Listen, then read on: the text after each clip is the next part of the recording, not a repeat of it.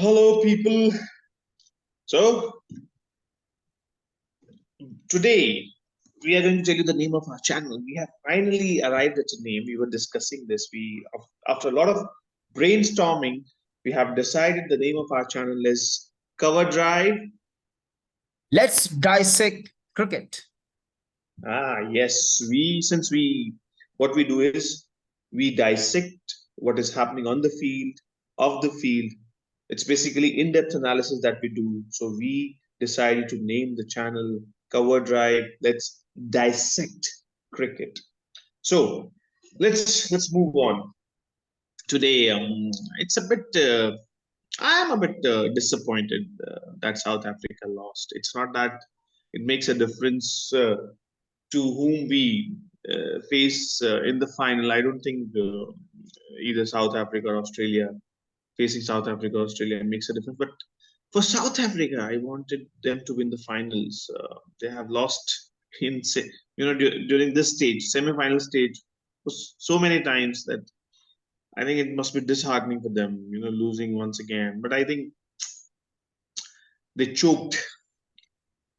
Put it simply, they choked. When you lose 4 or 5 wickets so early against the same team that you thrashed a fortnight ago, that tells you there was something wrong in their approach. They choked once again. I know it's cliched. The term is cliched, has been said so many times, but can't help it. If you're going to choke, and we are going to call you chokers, can't help it. So we are going to dissect the game today. What panned out today? What went wrong with South Africa? It's all about what went wrong with South Africa. Because Australia, there was nothing major, nothing special that Australia did. It was a poor performance by South Africa, which kind of allowed them to go to the final. And since Australia has not done anything special today, they just played an average game. Once again, it was not a perfect game for Australia. They have been talking about this fact that we have been so far in this tournament, we did not have a perfect game. It was not a perfect game today as well. So Australia goes to the finals, but I don't think they'll be supremely confident about their abilities. India, on the other hand, India is supremely confident because they are kind of thrashing every team. So let's go to Sandeep and ask him, Sandeep, what went wrong with South Africa in your view? It's another knockout heartbreak for South Africa. Although they showed tremendous heart to take this game right down to the wire, I think they still did not figure out how to play a knockout game. Perhaps Temba Bauma will always wonder for the rest of his life whether he should have opted to bowl first. See, this inability to chase down targets is costing South Africa a lot. If at all they were confident about chasing, perhaps Demba Bauma would have opted to bowl first. Who knows? Because they lost 4 wickets in 11 and a half overs, and that's where they lost the game. See, you know that the conditions are overcast. You know that it is not a 300 wicket, it's a 250, 260 wicket. You could have applied yourself and then perhaps lost only a wicket or two in the first 15, 17 overs, scored at a run rate of 3 or 4, and would have set up a nice platform for folks like Miller and then Klaasen and also Markram. That didn't happen. And once the target is around 210, 215, and in the kind of batting lineup that Australia has, either Travis Head or David Warner is expected to go after you because it's a tricky chase. Mind you, Keshav Maharaj and then Shamsi were expected to bowl well. It's a track that can assist spinners, and they bowl well. And Travis Head, even before Keshav and Shamsi arrived, he took the game away. He scored a blazing half century, and the remaining batsmen had just to apply themselves, scoring at a rate of say 3.5 runs per over, and the game was done and dusted. And also adding to this, extremely sloppy fielding by South Africa. Even when Australia were to get about 9-10 runs, Quinton de Kock dropped the hitter. So to me, I think South Africa still has to work a lot on their knockout punch. They should know how to give a knockout punch to a quality side. I think that's what I have to say on South Africa's performance. And then full credit to Australia for, especially to Travis Head and Josh Hazelwood. Okay, both of these folks played really well today. See, I always loved Josh Hazelwood. He's a deadly bowler to me, especially when the conditions support him. So I think these are the two folks to watch out for in the final as well when they play India. So yeah, I mean that's it from my end. So what else you think Australia can do better in the finals when they play India? Because they didn't play spin well though. They were uh, subpar. They were quite ordinary when they were playing Shamsi and Keshav Maharaj today. What do you think? Well, I think first of all they need to address their middle order concerns. They have a pretty ordinary middle order. Yeah. Steve Smith is not scoring runs. Labuschagne, it seems ordinary in Indian conditions. I'm not a big fan of Labuschagne in limited overs cricket. I think he should stick to test cricket. He doesn't have the ability to change gears. He is a single dimensional player, hardly suits to limited overs. And but when I say limited overs cricket, I mean ODI cricket and T20 Yeah, cricket. yeah. Josh Inglis is again an ordinary batter, according to me. Uh, I think the problem is that Glenn Maxwell is, then again it was proved today as well that he's a single trick pony, one trick pony. He can just he cannot play situations. He can just hit out or miss out. He's that kind of player. So if you have good spinners, you can easily catch that fish. Maxwell is kind of okayish kind of player for me. The problem is that they do not have much strength in the reserves as well. Stoin is out of sorts. Then Cameron Green is then Green. again an ordinary limited overs cricket player. And you have Alex Carey, whatever you call him.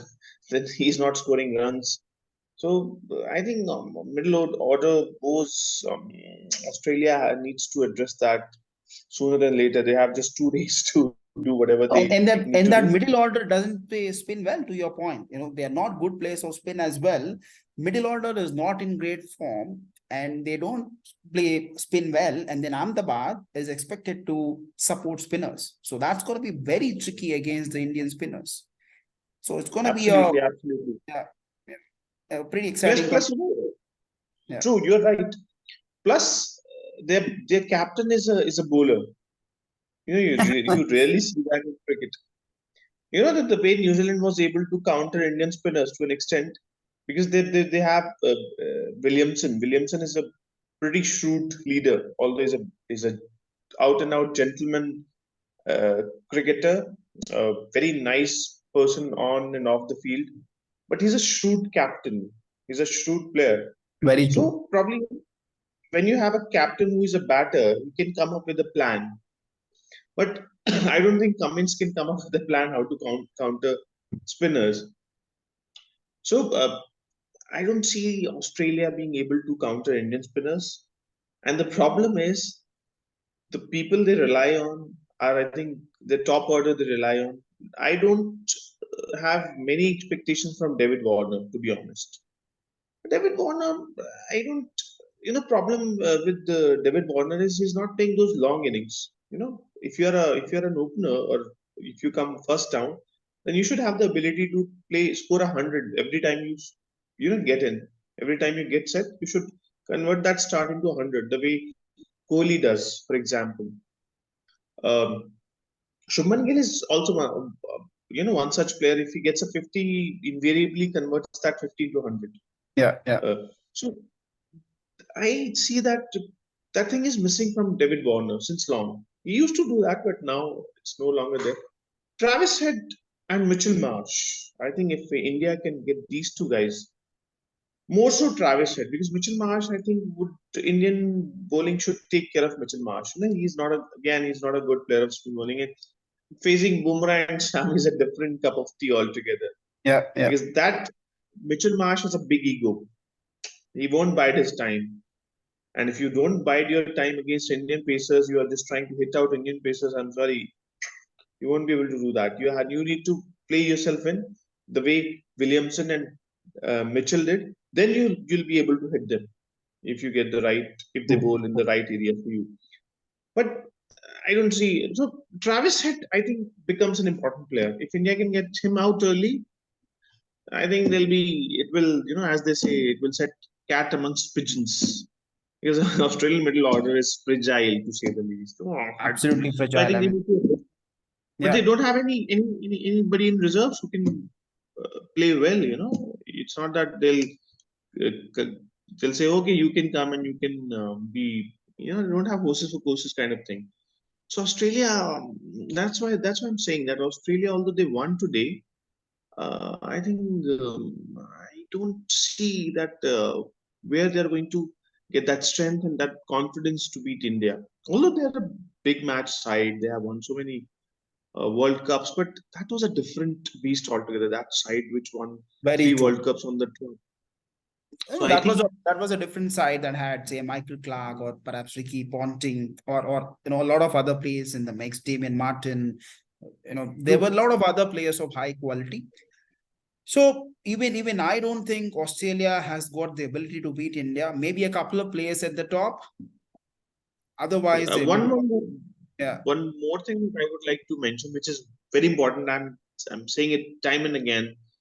Australia doesn't have a like specialist second second spinner, spinner. and Yeah, Indians play Adam Zampa in IPL, so he's not a surprise for us.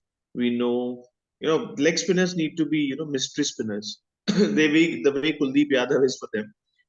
If you are bowling a googly, so it should come as a surprise. But if you have played that spinner, day in and day out in a tournament, then by his action that when the googly is coming in, when the flipper is coming in, or when the traditional leg break is coming in.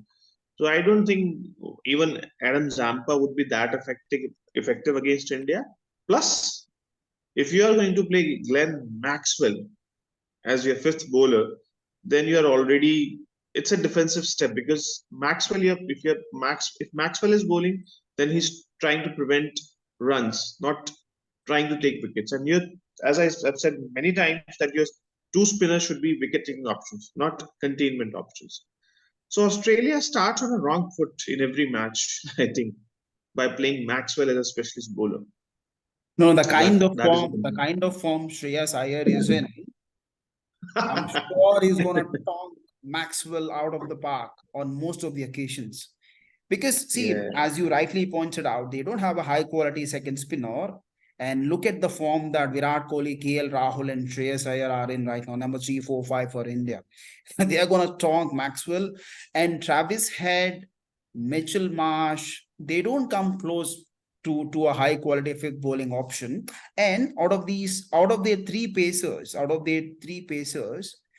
it's just one pacer that clicks in every match. It's not the three pacers are going great guns like India. Their pace trio is not that great as well. So it's going to be a tricky game. In fact, a highly challenging game for Australia against India. But we're going to cover that on Saturday in our pre-match analysis of the finals between India and Australia. Until then, see you soon. Hope you enjoyed the match today. And thank you very much. Bye bye. See you on Sunday.